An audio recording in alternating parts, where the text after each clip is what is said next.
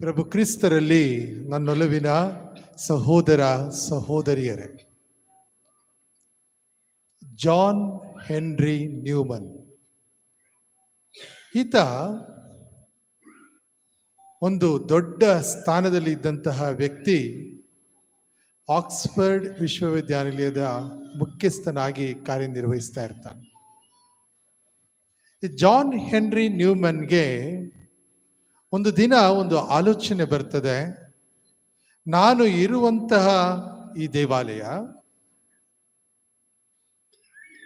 ನಿಜವಾಗಲೂ ಸರಿಯಾದಂತಹ ದೇವಾಲಯವೇ? ಆ ಒಂದು ಸಂದರ್ಭದಲ್ಲಿ ಜಾನ್ ಹೆನ್ರಿ ನ್ಯೂಮನ್ ಅನೇಕ ಪುಸ್ತಕಗಳನ್ನು ಬರೆದಿರ್ತಾನೆ. ಬಹಳ ಪ್ರಖ್ಯಾತನಾದಂತಹ ಲೇಖಕನಾಗಿರ್ತಾನೆ. ಆದರೆ ಒಂದೇ ಒಂದು ಕವಿತೆಯನ್ನು ಬರೀತಾನೆ ಅವನು.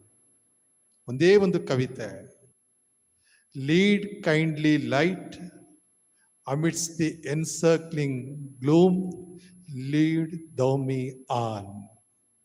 ಕನ್ನಡ ಭಾಷೆಯಲ್ಲಿ ಕರುಣಾಳು ಬಾಬೆಳಕೆ ಮುಸುಕಿದೆ ಮೊಬ್ಬಿನಲ್ಲಿ ಕೈ ಹಿಡಿದು ನಡೆಸೆನ್ನನು ಅಂತ ಹೇಳಿ. ಈ ಕವಿತೆಯನ್ನು ಯಾತಕ್ಕಾಗಿ ಆತ ಬರೀತಾನೆ ಅಂತ ಹೇಳಿದ್ರೆ, ತಾನು ಒಂದು ಪ್ರಾಟೆಸ್ಟೆಂಟ್ ಸಭೆಗೆ ಸೇರಿರ್ತಾನೆ, ಆಂಗ್ಲಿಕನ್ ಸಭೆಗೆ ಸೇರಿರ್ತಾನೆ. ಆತ ಹೇಳ್ತಾನೆ, ದೇವರೇ, ನನ್ನನ್ನು ನೀನು ಈ ಕತ್ತಲೆಯಿಂದ ಬೆಳಕಿನೆಡೆಗೆ ಕರೆದುಕೊಂಡು ಹೋಗು ಅಂತ ಹೇಳಿ ಕೊನೆಗೆ ಕಥೋಲಿಕನಾಗುವುದಕ್ಕೆ ಬಯಸ್ತಾನೆ.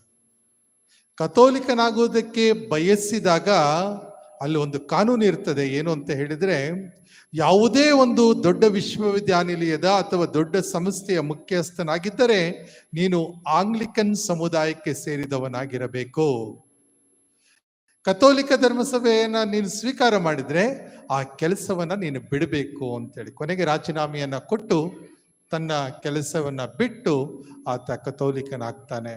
ಕಥೋಲಿಕನಾಗಿ ಆನಂತರದಲ್ಲಿ ನಮಗೆಲ್ಲರಿಗೂ ಗೊತ್ತಿರುವ ಹಾಗೆ ಆತ ರೋಮ್ ನಗರಕ್ಕೆ ಬಂದು ವಿದ್ಯಾಭ್ಯಾಸವನ್ನ ಮಾಡಿ ಮುಂದೆ ಕಾರ್ಡಿನಲ್ ಹೆನ್ರಿ ನ್ಯೂಮನ್ ಎಂದು ಪ್ರಖ್ಯಾತನಾಗ್ತಾನೆ.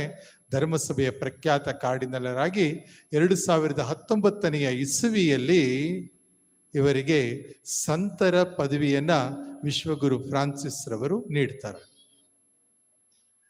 ಯಾತಕ್ಕಾಗಿ ಈ ಮಾತುಗಳನ್ನ ಹೇಳಿದೆ, ಈ ಒಂದು ಪೀಠಿಕೆಯನ್ನ ಈ ಒಂದು ಪ್ರಬೋಧನೆಗೆ ನೀಡಿದೆ ಅಂತ ಹೇಳಿದ್ರೆ,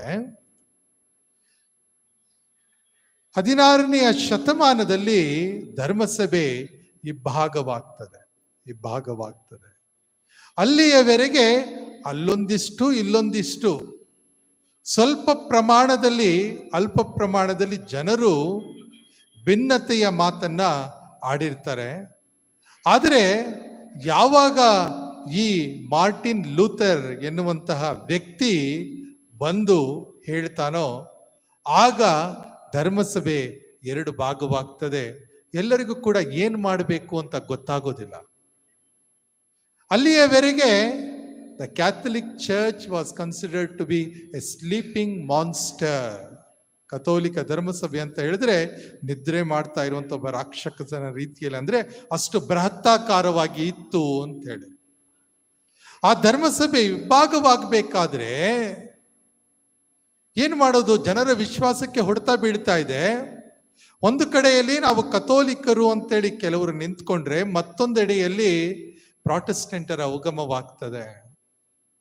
ಆ ಸಂದರ್ಭದಲ್ಲಿ ಪ್ರೀತಿಯ ಸಹೋದರ ಸಹೋದರಿಯರೇ, ತಾಯಿ ಧರ್ಮಸಭೆಯನ್ನ ಕಟ್ಟುವಂತಹ, ತಾಯಿ ಧರ್ಮಸಭೆಯ ಪರವಾಗಿ ನಿಲ್ಲುವಂತಹ ಕೆಲವು ವ್ಯಕ್ತಿಗಳನ್ನ ದೇವರು ಆಯ್ಕೆ ಮಾಡಿಕೊಳ್ತಾರೆ. ಅಂಥವರ ಸಾಲಿನಲ್ಲಿ ಅಗ್ರಗಣ್ಯರಾಗಿ ನಿಲ್ಲುವಂಥವರು ಸಂತ ಫ್ರಾನ್ಸಿಸ್ ಡಿ ಸೇಲ್ಸ್ ರವರು. ಒಂದು ಬಡತನದ ಕುಟುಂಬದಲ್ಲಿ ಅವರು ಜನಿಸಲಿಲ್ಲ, ಬದಲಾಗಿ ಶ್ರೀಮಂತಿಕೆಯನ್ನ ಅವರು ತಮ್ಮ ಜನ್ಮದೊಂದಿಗೆ ಹೊತ್ತುಕೊಂಡು ಬಂದಿದ್ರು. ಅವರ ತಂದೆ ನಮಗೆಲ್ಲರಿಗೂ ಗೊತ್ತಿರುವ ಹಾಗೆ ತನ್ನ ಮಗ ಒಬ್ಬ ದೊಡ್ಡ ನ್ಯಾಯಾಧೀಶನಾಗಬೇಕು ಅಂತ ಹೇಳಿದ್ರೆ ಆತ ಕಾನೂನಿನ ಪದವಿಯನ್ನ ಪಡೆದುಕೊಳ್ಬೇಕಾದ್ರೆ ಆತ ಏನ್ ಮಾಡಬೇಕು? ಒಳ್ಳೆಯ ರೀತಿಯಲ್ಲಿ ವಾಕ್ಚಾತುರ್ಯವನ್ನ ಕಲಿತುಕೊಳ್ಳಬೇಕು. You should become a very good speaker. ಅದಕ್ಕಾಗಿ ಅವನನ್ನ ತರಬೇತಿಗೆ ಹಾಕ್ತಾರೆ. ಯಾಕಂದ್ರೆ ಹಣ ಇದೆ ಬೇಕಾದಷ್ಟು. ತನ್ನ ಮಗ ದೊಡ್ಡ ಸಾಧಕನಾಗಬೇಕು ಅಂತ ಹೇಳಿ ಅವ್ರ ನಿರ್ಧಾರವನ್ನ ತೆಗೆದುಕೊಳ್ತಾರೆ. ಪ್ಯಾರಿಸ್ ನಗರಕ್ಕೆ ಅವನಿಗೆ ವಿದ್ಯಾಭ್ಯಾಸವನ್ನ ಮಾಡೋದಕ್ಕೆ ಕಳಿಸ್ಕೊಡ್ತಾರೆ. ವಿದ್ಯಾಭ್ಯಾಸ ಕಳಿಸ್ಕೊಟ್ಟಾಗ ಫ್ರಾನ್ಸಿಸ್ ಡಿ ಸೇಲ್ಸ್ ಇವರು ಬಹಳ ಒಳ್ಳೆಯ ರೀತಿಯಲ್ಲಿ ವ್ಯಾಸಂಗವನ್ನ ಮಾಡ್ತಾ ಇರ್ತಾರೆ. ವ್ಯಾಸಂಗವನ್ನ ಮಾಡ್ತಾ ಇರಬೇಕಾದ್ರೆ ಧರ್ಮಶಾಸ್ತ್ರದ ಅಧ್ಯಯನವನ್ನು ಮಾಡುವಂತ ಅವಕಾಶ ಅವರಿಗೆ ದೊರೆಯುತ್ತದೆ. ಆ ಸಂದರ್ಭದಲ್ಲಿ ಅವರಿಗೊಂದು ಆಲೋಚನೆ ಬರ್ತದೆ. ನಾನು ಇಷ್ಟೆಲ್ಲ ಓದನ್ನ ಮಾಡಿಕೊಂಡು, ಇಷ್ಟೊಂದು ಪಾಂಡಿತ್ಯವನ್ನ ಪಡೆದುಕೊಂಡು ಒಂದು ಲಾಯರ್ಗಿರಿನೋ ಅಥವಾ ನ್ಯಾಯಾಧೀಶನಾಗಿ ಇರುವುದಕ್ಕಿಂತ ನಾನು ಪ್ರಭು ಯೇಸುವಿನ ಸೇವಕನಾಗಬೇಕು. ಅದು ಯಾವಾಗ ನಿರ್ಧಾರವನ್ನ ತೆಗೆದುಕೊಳ್ತಾರೆ ಅವರು, ಅಲ್ಲಿ ಅವರ ವಿಶ್ವವಿದ್ಯಾನಿಲಯದಲ್ಲಿ ದೇವಮಾತೆ ಮರಿಯಮ್ಮನವರ ಒಂದು ಸ್ವರೂಪ ಇರ್ತದೆ. ಆ ಸ್ವರೂಪದ ಮುಂದೆ ಮೊಣಕಾಲೂರಿ ಅವರು ಹೇಳ್ತಾರೆ, ನಾನು ಒಬ್ಬ ಯಾಜಕನಾಗಬೇಕು, ನಾನು ಒಬ್ಬ ಯಾಜಕನಾಗಬೇಕು, ಯಾಜಕನಾಗಿ ದೇವರ ಸೇವೆಯನ್ನ ಮಾಡಬೇಕು ಅಂತ ಹೇಳಿ ಅವರು ಬ್ರಹ್ಮಚರ್ಯ ವ್ರತವನ್ನ ತೆಗೆದುಕೊಳ್ಳೋದಕ್ಕೆ ಅವತ್ತು ನಿರ್ಧಾರ ಮಾಡ್ತಾರೆ. ನೋಡಿ, ಅದಕ್ಕೆ ನಾನು ಹೇಳಿದೆ ಪೂಜೆಯ ಆರಂಭದಲ್ಲಿ, ದೇವಮಾತೆ ಮರಿಯಮ್ಮನವರ ಲೂರ್ದ್ ಮಾತೆಯ ಮಹೋತ್ಸವವನ್ನು ನಾವು ಇವತ್ತು ಆಚರಣೆ ಮಾಡ್ತಾ ಇದ್ದೀವಿ. ಈ ಒಂದು ಧರ್ಮ ಕೇಂದ್ರದಲ್ಲಿ ಇದರ ಪಾಲಕರಾಗಿರುವಂತ ಫ್ರಾನ್ಸಿಸ್ ಡಿ ಸೇಲ್ಸ್ ಇವರ ಹಬ್ಬವನ್ನ ಆಚರಣೆ ಮಾಡ್ತಾ ಇದ್ದೀವಿ. ಇದು ಕಾಕತಾಳೀಯ ಅಲ್ಲ ಪ್ರಿಯರೇ, ಇದು ಕಾಕತಾಳೀಯ ಅಲ್ಲ. It is not a coincidence. ಯಾಕಂತ ಹೇಳಿದ್ರೆ ಇಲ್ಲಿ ನಾವು ನೋಡ್ತೇವೆ ಮಾತೆ ಮರಿಯಮ್ಮನವರ ಮೇಲೆ ಎಷ್ಟೊಂದು ಭಕ್ತಿಯನ್ನ ಈ ಸಂತರು ಹೊಂದಿದ್ದರು ಅಂತ ಹೇಳಿ. ಭಕ್ತಿಯನ್ನು ಹೊಂದಿದ್ದರು ಮಾತ್ರವಲ್ಲ, ಅವರು ಆ ತಾಯಿಯ ಸ್ವರೂಪದ ಮುಂದೆ ಮೊಣಕಾಲೂರಿ ಹೇಳ್ತಾರೆ, ನಾನು ಬ್ರಹ್ಮಚರ್ಯ ವ್ರತವನ್ನ ತೆಗೆದುಕೊಳ್ಳುತ್ತೇನೆ. ಅವ್ರ ತಂದೆಗೆ ಆಶ್ಚರ್ಯ. ಯಾಕಂತ ಹೇಳಿದ್ರೆ ತಮ್ಮ 6 ಜನ ಮಕ್ಕಳಲ್ಲಿ ಹಿರಿಯ ಮಗ ಫ್ರಾನ್ಸಿಸ್ ಡಿ ಸೇಲ್ಸ್ ಅವರು ಈ ರೀತಿಯ ನಿರ್ಧಾರವನ್ನ ತೆಗೆದುಕೊಳ್ಳುವುದು, ತಮ್ಮ ಆಸ್ತಿಗೆ ವಾರಸುದಾರರು ಯಾರು, ತಾವು ಕಂಡಂತಹ ಕನಸು ನುಚ್ಚುನೂರಾಗೋಯಿತಲ್ಲ ಅಂತೇಳಿ ಅವ್ರ ತಂದೆಗೆ ಬಹಳ ಬೇಸರವಾಗ್ತದೆ. ಮಗನ ಜೊತೆಗೆ ಮಾತನಾಡೋದಕ್ಕೆ ಕೂಡ ಅವರಿಗೆ ಮನಸ್ಸಿರೋದಿಲ್ಲ. ಆದರೆ ಫ್ರಾನ್ಸಿಸ್ ಡಿ ಸೇಲ್ಸ್ ಇವರು ಯಾವುದೇ ಕಾರಣಕ್ಕೂ ತಮ್ಮ ನಿರ್ಧಾರವನ್ನು ನಾನು ಬದಲಿಸುವುದಿಲ್ಲ ಅಂತ ಹೇಳ್ಬಿಡ್ತಾರೆ. ಯಾವುದೇ ಕಾರಣಕ್ಕೂ ನಾನು ನನ್ನ ಹೃದಯವನ್ನ ಬದಲಿಸುವುದಿಲ್ಲ, ಬದಲಾಗಿ ನಾನು ಕ್ರಿಸ್ತನನ್ನ ಸಂಪೂರ್ಣವಾಗಿ ಹಿಂಬಲಿಸಲು ಬಯಸ್ತೇನೆ, ಒಬ್ಬ ಬ್ರಹ್ಮಚಾರಿಯಾಗಿ ಜೀವಿಸಲು ಬಯಸ್ತೇನೆ ಅಂತ ಹೇಳಿ ನಿರ್ಧಾರವನ್ನ ತೆಗೆದುಕೊಳ್ತಾರೆ. ಈ ಒಂದು ಸಂದರ್ಭದಲ್ಲಿ ನಾನು ಈಗಾಗಲೇ ತಿಳಿಯಪಡಿಸಿದ ಹಾಗೆ ಧರ್ಮಸಭೆಯಲ್ಲಿ 2 ಭಾಗಗಳಾಗ್ತಾ ಇರಬೇಕಾದ್ರೆ ಅವರು ಜೆನೆವಾ ಎನ್ನುವಂತಹ ಒಂದು ಧರ್ಮಕ್ಷೇತ್ರದಲ್ಲಿ ಸೇವೆಯನ್ನ ಮಾಡುವುದಕ್ಕೆ ಆರಂಭ ಮಾಡ್ತಾರೆ. ಆ ಒಂದು ಸ್ಥಳದಲ್ಲಿ ಈ ಕ್ಯಾಲ್ವಿನ್ ಎನ್ನುವಂತಹ ಒಬ್ಬ ವ್ಯಕ್ತಿಯ ಪ್ರಭಾವಕ್ಕೆ ಒಳಗಾಗಿ ಅನೇಕರು ಕಥೋಲಿಕ ಧರ್ಮಸಭೆಯನ್ನ ಬಿಟ್ಟು ಹೋಗ್ತಾ ಇರ್ತಾರೆ. ಇವತ್ತು ಕೂಡ ನಮ್ಮಲ್ಲೂ ನೋಡಿ, ನಮ್ಮ ನೆಂಟರಿಷ್ಟರು ಅನೇಕರು, ಹೌದೋ ಅಲ್ವೋ, ಬೇರೆ ಬೇರೆ ಸಭೆಗಳಿಗೆ ಹೋಗ್ತಾರೆ. ಅಲ್ಲಿ ಹೋಗಿ ನಮಗೆ ಸಂದೇಶವನ್ನ ಹೇಳ್ಕೊಡೋದಕ್ಕೆ ಬಯಸ್ತಾರೆ. ನಮ್ಮ ಜೊತೆಗೆ ಇದ್ದಂಥವರು, ನಮ್ಮ ನೆಂಟರಿಷ್ಟ, ನಮ್ಮ ಅಣ್ಣ ತಮ್ಮಂದಿರು, ನಮ್ಮ ಚಿಕ್ಕಪ್ಪ ದೊಡ್ಡಪ್ಪನ ಮಕ್ಕಳು, ಅವರು ಇವತ್ತು ಬೇರೆ ಸಭೆಗಳಿಗೆ ಸೇರ್ಕೊಳ್ತಾ ಇದ್ದಾರೆ. ನ್ಯೂ ಲೈಫ್, ಹೊಸ ಜೀವ ನಿನಗೆ ಸಿಗ್ತದೆ ಅಂತ. ಮತ್ತು ಬೇರೆ ಬೇರೆ ರೀತಿಯ ಪಂಗಡಗಳು, ಯೆಹೋವನ ಸಾಕ್ಷಿ, ಈ ರೀತಿಯಲ್ಲಿ ಸಭೆಗಳಿಗೆ ಸೇರ್ಕೊಳ್ತಾರೆ. ಇಂತಹ ಒಂದು ಕಾರ್ಯ ಸಂತ ಫ್ರಾನ್ಸಿಸ್ ಡಿ ಸೇಲ್ಸ್ ರವರು ಇರುವಂತಹ ಜೆನೆವಾ ನಗರದಲ್ಲೂ ಕೂಡ ಆರಂಭವಾಗ್ತದೆ. ಆ ಸಂದರ್ಭದಲ್ಲಿ ಅವರು ಧರ್ಮಸಭೆಯ ಕಟ್ಟಾಳವಾಗಿ ನಿಂತುಕೊಂಡು ಧರ್ಮಸಭೆಯ ಪರವಾಗಿ ಬೋಧನೆಯನ್ನ ಮಾಡೋದಕ್ಕೆ ಆರಂಭ ಮಾಡ್ತಾರೆ. ಆ ಬೋಧನೆಯನ್ನ ಮಾಡೋದಕ್ಕೆ ಆರಂಭ ಮಾಡಿದಾಗ ಅವರನ್ನು ನೋಡಿದಂತಹ ವ್ಯಕ್ತಿಗಳು, ಅವರನ್ನು ನೋಡಿದ ತಕ್ಷಣ ಅಯ್ಯೋ, ನಾವು ಬೇರೆ ಸಭೆಗಳಿಗೆ ಹೋಗಕೂಡದು, ಯಾಕಂದ್ರೆ ನಮ್ಮ ಜೊತೆಗೆ ಒಬ್ಬ ಒಳ್ಳೆಯ ಗುರುಗಳಿದ್ದಾರೆ ಅಂತ ಹೇಳ್ತಾರೆ. ಯಾಕಂದ್ರೆ ಆ ಜನರ ಜೊತೆಗೆ ಅಷ್ಟೊಂದು ಚೆನ್ನಾಗಿ ಅವರು ಜೀವನವನ್ನ ನಡೆಸ್ತಾ ಇರ್ತಾರೆ. ತಮ್ಮ ಧರ್ಮ ಕೇಂದ್ರದ ಜನರ ಜೊತೆಗೆ ಒಂದು ಪ್ರೀತಿಯ ಸಂಬಂಧವನ್ನ ಇಟ್ಟುಕೊಂಡು ಒಬ್ಬ ಒಳ್ಳೆಯ ಕುರುಬನ ರೀತಿಯಲ್ಲಿ ಇರ್ತಾರೆ. ಅದಕ್ಕೆ ಧರ್ಮಸಭೆ ಎಲ್ಲಾ ಸಂತರನ್ನು ಕೂಡ ಜೆಂಟಲ್ಮ್ಯಾನ್ ಸೈಂಟ್ ಅಂತ ಕರೆಯೋದಿಲ್ಲ ಪ್ರಿಯರೇ. ಸಂಭಾವಿತ ಸಂತರು ಅಂತೇಳಿ ಕರೆಯೋದಿಲ್ಲ, ಆದರೆ ಸಂತ ಫ್ರಾನ್ಸಿಸ್ ಡಿ ಸೇಲ್ಸ್ ರವರನ್ನ ಒಬ್ಬ ಸಂಭಾವಿತ ಸಂತ, ಎ ಜೆಂಟ್ಲ್ಮ್ಯಾನ್ ಸೈಂಟ್ ಅಂತ ಕರೆಯುತ್ತದೆ. ಆ ರೀತಿಯಲ್ಲಿ ಅವರ ಜೀವನ ಶೈಲಿ ಆಗಿರುತ್ತದೆ. ಆ ನಂತರದಲ್ಲಿ ನಾವು ನೋಡ್ತೇವೆ, ಜನೋವಾ ನಗರದ ಮಹಾಧರ್ಮಾಧ್ಯಕ್ಷರಾಗಿ ಅವರು ಆಯ್ಕೆ ಆಗ್ತಾರೆ ಹಾಗೂ ತಮ್ಮ ಜೀವವನ್ನ ಪಣಕ್ಕೆ ಇಟ್ಟು ಆ ಇಡೀ ಧರ್ಮಕ್ಷೇತ್ರ ಕಥೋಲಿಕ ಧರ್ಮಕ್ಷೇತ್ರವಾಗಿ ಉಳಿದುಕೊಳ್ಳುವ ಹಾಗೆ ನೋಡಿಕೊಳ್ತಾರೆ. ಇವತ್ತು ಕೂಡ ವಿಶ್ವದಲ್ಲಿ ಅತಿ ದೊಡ್ಡ ಧರ್ಮಕ್ಷೇತ್ರದಲ್ಲಿ, ಕಥೋಲಿಕ ಧರ್ಮಕ್ಷೇತ್ರಗಳಲ್ಲಿ ಅದು ಒಂದಾಗಿ ಉಳಿದುಕೊಂಡಿದೆ. ನೋಡಿ, ಅವರು ಇದ್ದಿದ್ದು ಯಾವಾಗ? 17ನೇ ಶತಮಾನದ ಆರಂಭದಲ್ಲಿ, 16 ಮತ್ತು 17ನೇ ಶತಮಾನದ ಸಂದರ್ಭದಲ್ಲಿ. ಅಲ್ಲಿಂದ ಇಲ್ಲಿಯವರೆಗೆ ಆ ವಿಶ್ವಾಸ ಇನ್ನೂ ಆ ಸ್ಥಳದಲ್ಲಿ ಉಳ್ಕೊಂಡಿದೆ ಅಂತ ಹೇಳಿದ್ರೆ ಅದಕ್ಕೆ ಕಾರಣಕರ್ತರು ಯಾರು ಅಂತ ಹೇಳಿದ್ರೆ ಸಂತ ಫ್ರಾನ್ಸಿಸ್ ಡಿ ಸೇಲ್ಸ್ ರವರು ಆಗಿರ್ತಾರೆ. ಈ ಒಂದು ಸಂದರ್ಭದಲ್ಲಿ ನಾವು ಅರ್ಥ ಮಾಡಿಕೊಳ್ಳಬೇಕಾದಂತ ವಿಷಯ ಏನು? ಯಾತಕ್ಕಾಗಿ ಸಂತ ಫ್ರಾನ್ಸಿಸ್ ಡಿ ಸೇಲ್ಸ್ ರವರ ಸ್ಮರಣೆಯನ್ನ ನಾವು ಇವತ್ತು ಮಾಡ್ತಾ ಇದ್ದೇವೆ ಅಂತ ಹೇಳಿದ್ರೆ, ದೇವರ ವಾಕ್ಯ ಹೇಳ್ತದೆ, ಮತ್ತಾಯನ ಶುಭ ಸಂದೇಶ 16ನೇ ಅಧ್ಯಾಯ 16ರಿಂದ 18ನೇ ವಚನದಲ್ಲಿ ಬರುವಂತ ಮಾತು, ಪೇತ್ರ ನೀನು ಬಂಡೆ, ನಿನ್ನ ಮೇಲೆ ನಾನು ಧರ್ಮಸಭೆಯನ್ನ ಕಟ್ಟುತ್ತೇನೆ. ಪೇತ್ರ ನೀನು ಬಂಡೆ, ನಿನ್ನ ಮೇಲೆ ನಾನು ಧರ್ಮಸಭೆಯನ್ನ ಕಟ್ಟುತ್ತೇನೆ, ಪಾತಾಳ ಲೋಕದ ಶಕ್ತಿಯು ಕೂಡ ಇದನ್ನು ಜಯಿಸಲಾರದು ಅಂತ ಹೇಳಿ. ಅಂತಹ ಒಂದು ಧರ್ಮಸಭೆಯನ್ನ ಉಳಿಸಿಕೊಳ್ಳಬೇಕು ಅಂತ ಹೇಳಿ ಅದರ ಕಟ್ಟಾಳವಾಗಿ ನಿಂತಂತವರು ಈ ಸಂತರಾಗಿದ್ದಾರೆ. ಪ್ರೀತಿಯ ಸಹೋದರ ಸಹೋದರಿ, ಆ ನಂತರದಲ್ಲಿ ಅವರು ಅನೇಕ ವಿಷಯಗಳನ್ನ ತಮ್ಮ ಬರವಣಿಗೆಯ ಮೂಲಕ ಮಾತ್ರ ಬರೆಯೋದಕ್ಕೆ ಆರಂಭ ಮಾಡ್ತಾರೆ. ಒಂದು ವಿಶ್ವಾಸದ ಜೀವನ, ಒಂದು ಭಕ್ತಿಯುತ ಜೀವನದ ಬಗ್ಗೆ ಕೂಡ ಅವರು ಪುಸ್ತಕವನ್ನ ಬರೆಯುತ್ತಾರೆ.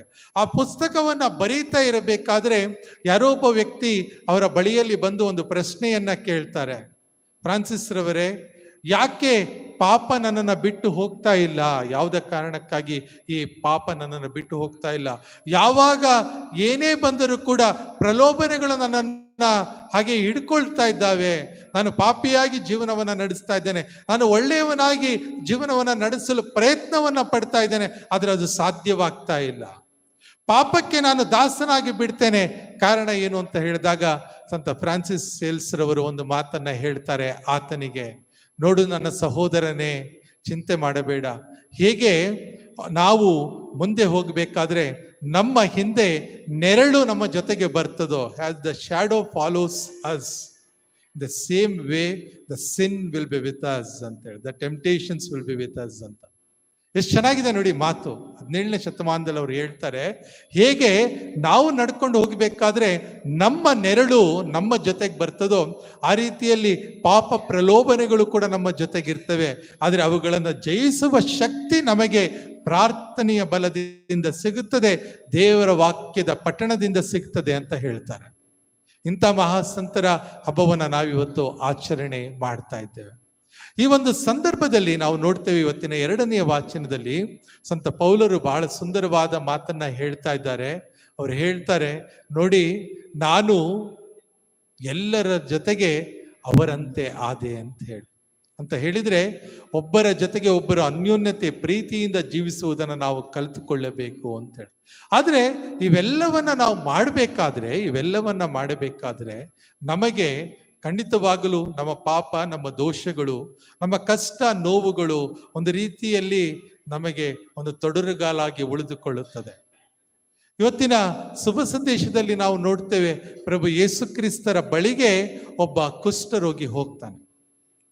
ಆ ಕುಷ್ಠರೋಗಿ ಅಲ್ಲಿಗೆ ಹೋಗದೆ ಇದ್ದಿದ್ರೆ ಯೇಸು ಕ್ರಿಸ್ತರಲ್ಲಿ ಬರ್ತಾ ಇರ್ಲಿಲ್ಲ. ಅದನ್ನ ನಾವು ನೆನ್ಪಿಟ್ಕೊಳ್ಬೇಕು. ಕುಷ್ಠರೋಗಿ ಆ ಸ್ಥಳಕ್ಕೆ ಹೋಗಿ ಏನು ಹೇಳ್ತಾನೆ? ಸ್ವಾಮಿ, ನೀವು ಮನಸ್ಸು ಮಾಡಿದರೆ ನನ್ನನ್ನು ಗುಣಪಡಿಸಬಲ್ಲಿರಿ. ಸ್ವಾಮಿ, ನೀವು ಮನಸ್ಸು ಮಾಡಿದರೆ ನನ್ನನ್ನು ಗುಣಪಡಿಸಬಲ್ಲಿರಿ. ಆ ಮಾತನ್ನ ಕೇಳಿದ ತಕ್ಷಣ ಪ್ರಭು ಯೇಸು ಕ್ರಿಸ್ತರ ಮನ ಕರುಗಿತು ಅಂತ ಹೇಳಿ ದೇವರ ವಾಕ್ಯ ಹೇಳುತ್ತೆ. ಆತ ಆ ಮಾತನ್ನ ಹೇಳದೆ ಇದ್ರೆ ಯೇಸು ಕ್ರಿಸ್ತರಿಗೆ ಗೊತ್ತಾಗ್ತಾ ಇತ್ತ? ದೇವಾದಿ ದೇವ ಗೊತ್ತಾಗಿರಬಹುದು, ಆದರೆ ಆತನು ಕೇಳೋದಿಕ್ಕೆ ಬಯಸ್ತಾರೆ. ಅದಾದ ನಂತರ ಪ್ರಭು ಯೇಸು ಕ್ರಿಸ್ತರ ಉತ್ತರ ಬಹಳ ಮುಖ್ಯವಾಗ್ತದೆ.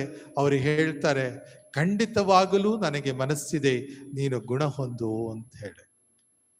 ಪ್ರೀತಿಯ ಸಹೋದರ ಸಹೋದರಿಯರೇ, ಆ ಕುಷ್ಠರೋಗಿಯ ರೀತಿಯಲ್ಲಿ ನಾವು ಕೂಡ ಪ್ರಭುವಿನ ಬಳಿಯಲ್ಲಿ ಕೇಳಿಕೊಳ್ಳಬೇಕು. ಪ್ರಭುವೇ, ನೀವು ನನ್ನನ್ನು ಗುಣಪಡಿಸಿರಿ ಅಂತೇಳಿ. ಯಾಕಂದ್ರೆ ಒಂದಲ್ಲ ಒಂದು ರೀತಿಯಲ್ಲಿ ಅನಾರೋಗ್ಯಕ್ಕೆ ನಾವು ತುತ್ತ ಹಾಕಿಬಿಟ್ಟಿದ್ದೇವೆ.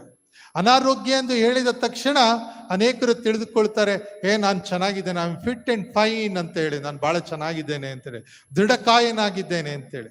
ಅನಾರೋಗ್ಯ ಎಂದು ಹೇಳಿದ ತಕ್ಷಣ ಬೇರೆ ದೈಹಿಕವಾದ ಅನಾರೋಗ್ಯ ಅಂತ ನಾವು ತಿಳ್ಕೊಳ್ಬಾರ್ದು. ಮಾನಸಿಕವಾದ ಅನಾರೋಗ್ಯ ಇರಬಹುದು, ಸಾಮಾಜಿಕವಾದ ಅನಾರೋಗ್ಯ ಇರಬಹುದು. ಎಲ್ಲಾ ರೀತಿಯಲ್ಲೂ ನೋಡೋದಕ್ಕೆ ನಾವು ಚೆನ್ನಾಗಿದ್ರು ಕೂಡ ನಮ್ಮ ಪಕ್ಕದ ಮನೆಯವರ ಜೊತೆಗೆ ನಾವು ಜಗಳ ಮಾಡ್ಕೊಂಡಿರ್ಬೋದು, ಅಥವಾ ನಮ್ಮ ಅಣ್ಣ ತಮ್ಮಂದಿರ ಜೊತೆಗೆ ಮನಸ್ತಾಪವಿರಬಹುದು. ಇದು ಸಾಮಾಜಿಕ ಅನಾರೋಗ್ಯಕ್ಕೆ ಕಾರಣವಾಗಿರುತ್ತದೆ. ದೇವರ ಬಳಿಯಲ್ಲಿ ನಾವು ಕೂಡ ಕೇಳಿಕೊಳ್ಳಬೇಕು, ಇವತ್ತು ಪ್ರಭುವೇ ನಮ್ಮನ್ನು ಗುಣಪಡಿಸಿರಿ ಅಂತ ಹೇಳಿ. ಅದರ ಜೊತೆಗೆ ನಾವಿವತ್ತು ಲೂರ್ದ್ ಮಾತೆಯ ಮಹೋತ್ಸವವನ್ನು ಆಚರಣೆ ಮಾಡ್ತಾ ಇದ್ದೇವೆ. ನಾನು ಹರಿಹರದಲ್ಲಿ ಧರ್ಮಕೇಂದ್ರದ ಗುರುವಾಗಿರಬೇಕಾದ್ರೆ ಒಂದು ಪ್ರಶ್ನೆಯನ್ನ ಎಲ್ಲರೂ ಕೇಳಿದ್ರು. ಏನಂತ ಹೇಳಿದ್ರೆ, ನೀವು ಯಾತಕ್ಕಾಗಿ ಹರಿಹರ ಮಾತೆ ಅಂತ ಆಕೆಯನ್ನ ಕರೀತೀರಾ ಅಂತ ಹೇಳಿ. ಆಗ ನಾನು ಹೇಳಿದೆ, ನೋಡಿ, ಲೂರ್ದ್ ನಗರದಲ್ಲಿ ಆ ತಾಯಿ ದರ್ಶನವನ್ನ ಕೊಟ್ಟಿದ್ದರಿಂದ ಆಕೆಯನ್ನ ನಾವು ಲೂರ್ದ್ ಮಾತೆ ಎಂದು ಕರೆಯುತ್ತೇವೆ. ಫಾತಿಮಾ ನಗರದಲ್ಲಿ ಆಕೆ ದರ್ಶನವನ್ನ ನೀಡಿದ್ದರಿಂದ ಆಕೆಯನ್ನ ನಾವು ಫಾತಿಮಾ ಮಾತೆ ಎಂದು ಕರೆಯುತ್ತೇವೆ. ಮೆಕ್ಸಿಕೋ ದೇಶದ ಗ್ವಾದಲೂಪೆ ನಗರದಲ್ಲಿ ದರ್ಶನವನ್ನ ನೀಡಿದ್ದರಿಂದ ಆಕೆಯನ್ನ ಗ್ವಾದಲೂಪೆ ಮಾತೆ ಎಂದು ಕರೆಯುತ್ತೇವೆ. ಜಪಾನಿನ ಅಕಿಟೋ ಎನ್ನುವ ಗ್ರಾಮದಲ್ಲಿ ಆಕೆ ಕಾಣಿಸಿಕೊಂಡದಿಂದ ಅಕಿಟೋವಿನ ಮಾತೆ ಎಂದು ಕರೆಯುತ್ತೇವೆ. ಆಫ್ರಿಕಾದ ರುವಾಂಡಾ ದೇಶದಲ್ಲಿ ಕಾಣಿಸಿಕೊಂಡಿದ್ದರಿಂದ ಆಕೆಯನ್ನ ಕಿಬೊಹೋ ಮಾತೆ ಎಂದು ಕರೆಯುತ್ತೇವೆ.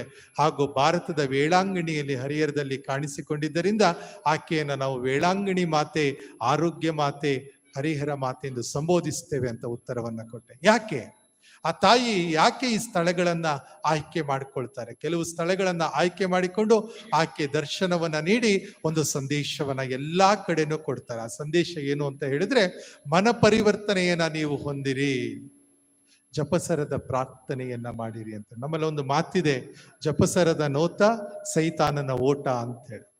ಅದೇ ರೀತಿಯಲ್ಲಿ ನಾವು ಕೂಡ ಜಪಸರದ ಪ್ರಾರ್ಥನೆಯನ್ನು ಮಾಡಲು ಕಲಿತುಕೊಂಡಾಗ, ಜೊತೆಗೆ ನಮ್ಮ ಮನಪರಿವರ್ತನೆಯನ್ನು ಹೊಂದಿ ನಾವು ಜೀವಿಸಲು ಕಲಿತುಕೊಂಡಾಗ ಖಂಡಿತವಾಗಲೂ ನಾವು ಆಚರಣೆ ಮಾಡುವಂಥ ಹಬ್ಬಗಳಿಗೆ ಒಂದು ಅರ್ಥ ಸಿಗುತ್ತೆ. ಇಲ್ಲ ಅಂತ ಹೇಳಿದ್ರೆ ಪ್ರತಿ ವರ್ಷ ನಾವು ಹಬ್ಬವನ್ನು ಆಚರಣೆ ಮಾಡ್ತೀವಿ, ಒಳ್ಳೆ ರೀತಿಯಲ್ಲಿ ಶೃಂಗಾರ ಮಾಡಿಕೊಂಡು ದೇವಾಲಯಕ್ಕೆ ಬರ್ತೇವೆ, ಹೊಸ ಬಟ್ಟೆಗಳನ್ನು ತೆಗೆದುಕೊಳ್ತೇವೆ, ಒಳ್ಳೆ ರೀತಿಯಲ್ಲಿ ಊಟವನ್ನು ಮಾಡ್ತೇವೆ, ಆಮೇಲೆ ಹಬ್ಬ ಮರ್ತೋಗುತ್ತೆ, ಮುಂದಿನ ವರ್ಷ ಹಬ್ಬ ಬರೋ ತನಕ ಎಲ್ಲ ನಿಂತೋಗ್ಬಿಟ್ಟಿರುತ್ತೆ. ಅದೆಲ್ಲ ಪ್ರಿಯರೇ, ಸಾಮಾನ್ಯವಾಗಿ ನಾವು ಮನ ಪರಿವರ್ತನೆಯನ್ನು ಹೊಂದಬೇಕು, ಜೊತೆಗೆ ಪ್ರಾರ್ಥನೆಯನ್ನು ಮಾಡಲು ಕಲಿತುಕೊಳ್ಳಬೇಕು.